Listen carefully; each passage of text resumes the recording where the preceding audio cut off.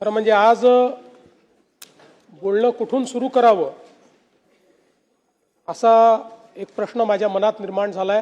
खरं म्हणजे सहज बाजूला नजर गेली तर नेहमीच खुर्चीत दादा असायचे। खरं म्हणजे आज बोलणं कुठून सुरू करावं असा एक प्रश्न माझ्या मनात निर्माण झालाय।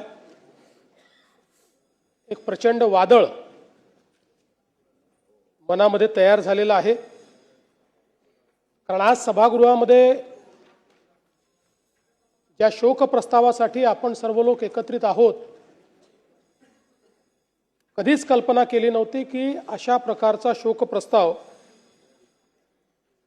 हा आपल्याला या ठिकाणी त्याच्यावर व्यक्त व्हावं लागेल।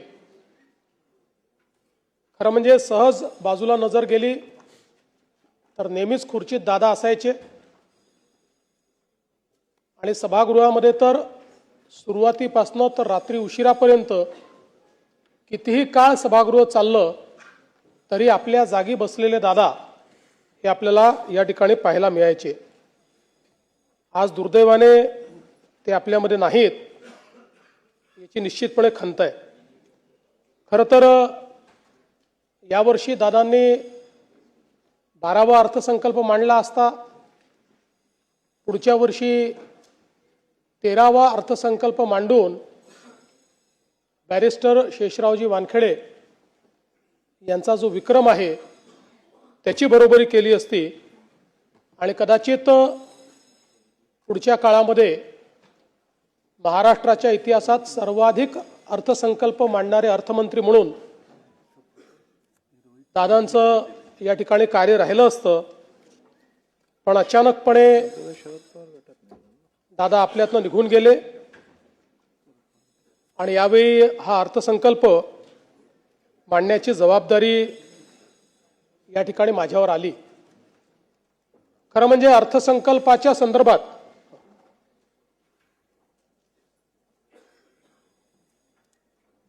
आपल्या सर्वांनाच कल्पना आहे की कठोर निर्णय घ्यायचे असतील तर ते घ्यायला कधीही मागे पुढे न पाहणारे अजितदादा होते।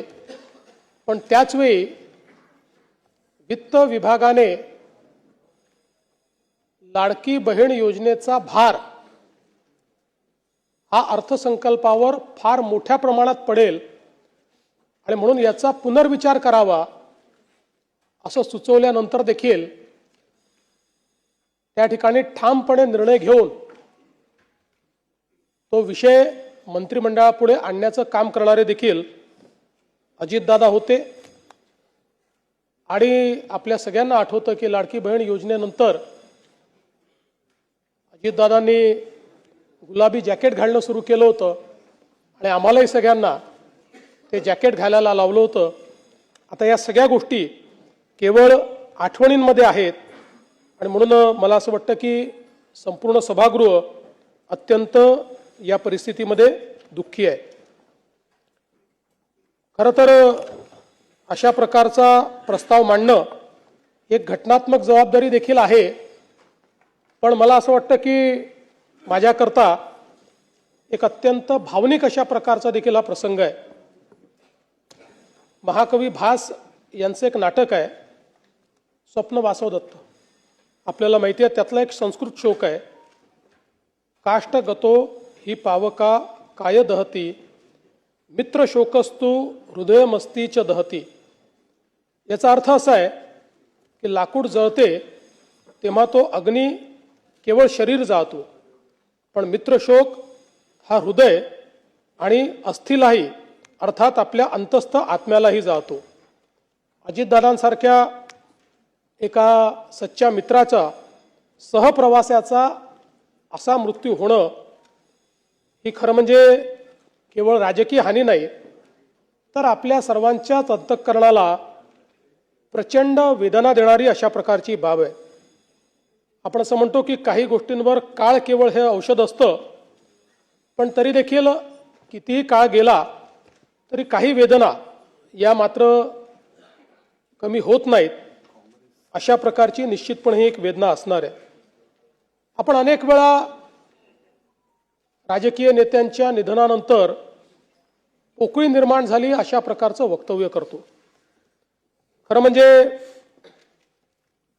ज्यावेळी एखादा ज्येष्ठ नेता आपल्यातनं ते निघून जातात, अनेक वर्ष त्यांनी काम केलेलं असतं, त्यावेळी त्यांच्या निधनाने त्यांची कमतरता जाणवते, ती पोकळी नसते।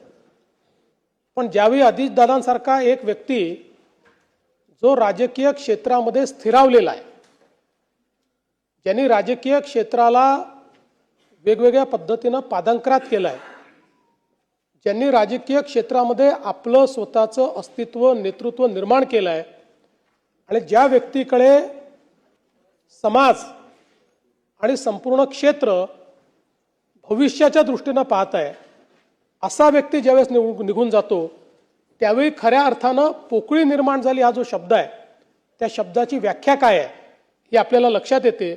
कारण तो असा क्षण असतो की ज्यावेळी आपल्याला लगेच लक्षात येतं की आता अशा प्रकारचे अजितदादा दुसरे होऊ शकत नाही। त्यामुळे ही जी पोकळी आहे ही पोकळी भरून काढणं हे अत्यंत कठीण आहे।